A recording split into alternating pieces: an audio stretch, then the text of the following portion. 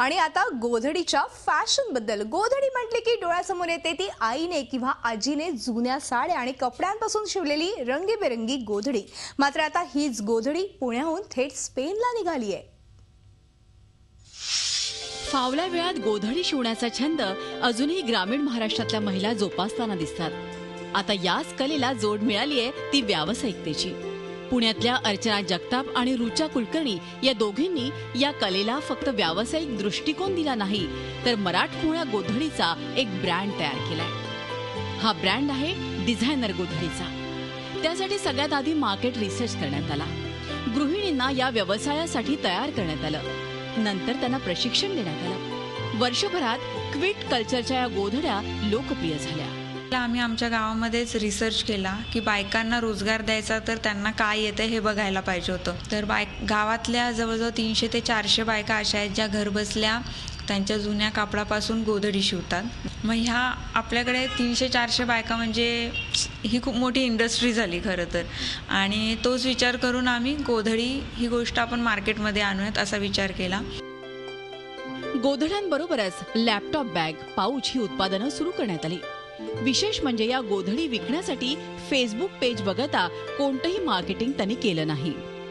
गोधडी हा बेस ठेवून दुसरं काय करता येईल असा विचार केला. आणि मग गोधडीपासूनच मग योगा मॅटच्या बॅग्स, हँडबॅग्स, पाउचेस असे वेगवेगळे प्रोडक्ट डेव्हलप केले. आणि त्या प्रोडक्टला सुद्धा मार्केटमध्ये हँडमेड म्हणून खूप छान असा रिस्पॉन्स मिळतो आहे. गोधडी बनवण्यासाठी वेगवेगळ्या फॅब्रिक्सचा वापर, गोधडीवरचं पॅचवर्क, सफाईदार शिवण यासाठी महिलांना वेगवेगळं प्रशिक्षण देण्यात. ज्या महिला बाहेर जाऊन काम करू शकत नाही आणि घरच्या घरी काम करून आज 2 पैसे आम्हाला अर्चना रुचानी जे हा सुरू केला आहे व्यवसाय, त्यामुळं आम्हाला भरपूर घरातही 2 पैशाची मदत होते. पण आम्ही हे शिवल्यामुळे हे परदेशात जातं म्हणून आम्हाला इतका आनंद होतो की आम्ही लोकांना सांगतो पण की अर्चनाताईंनी ही आयडिया काढल्यापासून आमचे गोधड्या ते अमेरिकेत जायला लागल्या. या गोधड्यांची किंमत 1600 पासून 3500 पर्यंत आहे. क्विट कल्चरच्या या गोधड्यांची स्पेन, आयर्लंड, अमेरिकेत निर्यात करण्यात आली आहे. पण आता एक पाऊल पुढे टाकत क्विट कल्चरनं स्पेनच्या झोक्को कंपनीबरोबर करार केलाय. महाराष्ट्रातील खेडोपाड्यातील महिलांना गोधडी शिवण्याच्या कलेचं जणू काही बाळकडूच मिळालेलं आहे.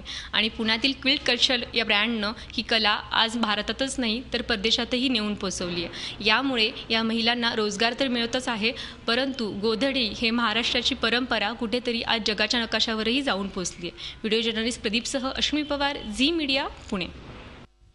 बदलत्या काळात स्त्रिया आर्थिकदृष्ट्या सक्षम झाल्या, पण हा प्रवास सोपा मुळीच नव्हता. पिंपरी चिंचवडमध्येही अशीच एक आर्थिक क्रांती टाटा गृहिणी प्रकल्पानं केली. 7 जणींपासून सुरू झालेला हा प्रकल्प आज हजारापर्यंत पोहोचलाय.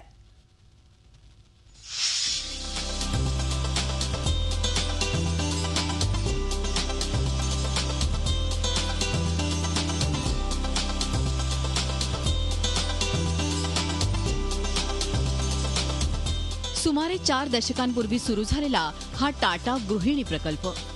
1973 साली अवघ्या 7 महिलांनी हा प्रकल्प सुरू केला आणि आज ही संख्या आहे 1000. आणि त्यांच्या 4 विभागांमार्फत होणारी उलाढाल आहे तब्बल 13 कोटी. हा प्रकल्प सुरू केला तो सुमंत आणि लीलाताई मुळगावकरांनी. त्यावेळी महिला उंबरठा ओलांडून कामासाठी बाहेर जातील ही कल्पना स्पष्टी पडणं अवघड होतं. त्यामुळे स्त्रियांना अशा काही कामासाठी एकत्र आणणं हेच त्यावेळी त्यांच्या पुढचं मोठं आव्हान होतं. तेलकोत काम करणाऱ्या कामगारांच्या बायकांना घरोघरी जाऊन समजवायला सुरुवात झाली. बऱ्याच मेहनतीनंतर 7 जणींच्या पापड उद्योगाला त्यानंतर सुरुवात झाली. 73 साली लीलावताई मुळगावकर यांच्या संकल्पनेनी सुरुवात झाली. त्यावेळेला संकल्पना अशी होती खरं म्हणजे की टाटा मोटर्ससाठी काम करायचं. टाटा मोटर्स मधल्या एम्प्लॉईच्या रिलेटिव्स, महिला रिलेटिव्सनी अशा संकल्पनेनी ही सुरुवात झाली. आणि जे काम करत होतं ते टाटा मोटर्सच आम्हाला रॉ मटेरियल देत होतं आणि आम्ही ते तयार करून टाटा मोटर्सला सप्लाय करत होतो. असं करत करत सुरुवात आधी मसाला आणि ह्याच्यापासून झाली, नंतर शिवण, हळूहळू महिलांमधलं स्किल बघून इलेक्ट्रॉनिक्स आणि केबल ह्याचं काम मिळत गेलं आम्हाला टाटा मोटर्सकडनं. आणि 7 महिलांपासून सुरुवात झालेली ती संख्या आता 850 आहे आमच्या महिलांची. एकूण 4 वेगवेगळ्या औद्योगिक सहकारी संस्था आज टाटा मोटर्स गृहिणी सोशल वेलफेअर सोसायटी या ट्रस्ट अंतर्गत काम करतात. टाटा मोटर्सच्या गाड्यांचे हे पार्ट्स महिलांनी तयार केलेले असतात. इथे वेल्डिंग, सोल्डिंगची कामं महिला चोख करतात. टाटा मोटर्सच्या विविध उत्पादनांमधल्या काही भागांची जबाबदारी सांभाळणारा इलेक्ट्रॉनिक्स आणि केबल हार्नेसिंग असे 2 तांत्रिक विभागही या महिला चालवतात. वेगवेगळ्या केबल्सचा कलर कोड आणि डिझाईन समजून घेत repairing, fault finding, drilling, tapping, soldering, टेस्टिंगची कामही महिला करतात. गाड्यांच्या सुट्या भागांची जुळणी करतात. त्यांच्या सपोर्टशिवाय आम्ही काहीच करू शकलो नसतो. इथे एका वेळेस 150 शर्ट सुद्धा कापण्याची त्या मशीनची कपॅसिटी आहे. जशी आवश्यकता असेल त्याप्रमाणे आम्ही टेम्पलेट टाकून एका वेळेस 100, 150 जशी जेवढी ऑर्डर आलेली असेल तेवढे शर्ट वगैरे कापले जातात. घराच्या बाहेर काम करत असल्यामुळे आम्हाला थोडं स्वातंत्र्य वाटते आणि स्वतःबद्दल अभिमान वाटतो आणि आमच्या कुटुंबासाठी, फॅमिलीसाठी आम्ही आमच्याकडून काहीतरी मदत करतो किंवा खारीचा वाटा उचलतो आम्ही संसारामध्ये आमच्या. याचा आम्हाला अभिमान वाटतो. या प्रचंड धडपडीनं या स्त्रियांना काय दिलं?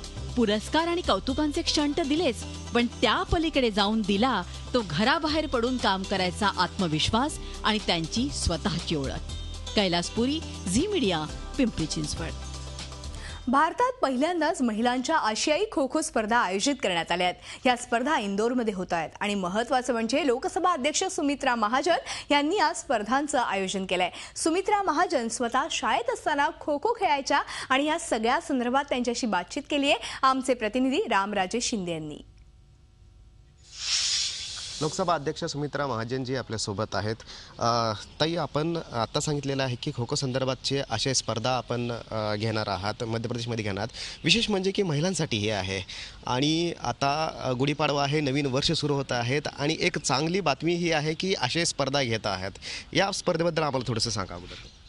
खो खोसाठी मी सतत प्रयत्नशील राहिले. हे काही एका दिवसात झालेलं काम नाही, पण येत्या 8, 9 आणि 10 एप्रिलला इंदोरमध्ये एशियन खो खो स्पर्धा आणि त्याच्यात सुद्धा एशियन महिला खो खो स्पर्धा, पुरुषांची आत्तापर्यंत 2दा-3दा झाली होती, पण महिला या पहिल्यांदा महिला टीम येणार आणि अशी एशियन खो खो स्पर्धा आम्ही इंदोरला घेतो आहे. अर्थात याच्या आधी आम्ही सतत प्रयत्नशील राहिलो आणि 2011मध्ये आम्ही इंदोरला ऑल इंडिया स्पर्धा घेतली होती खो खोची आणि ती जी ऑल इंडिया स्पर्धा घेतली होती त्याच वेळेला त्याचा जो उत्साह पाहून लोकांनी आम्हाला खूप चांगली साथ दिली. 67 महिला आणि 67 पुरुष अशा एवढ्या टीम त्यावेळेला आल्या होत्या. सगळ्यांची व्यवस्था झाली.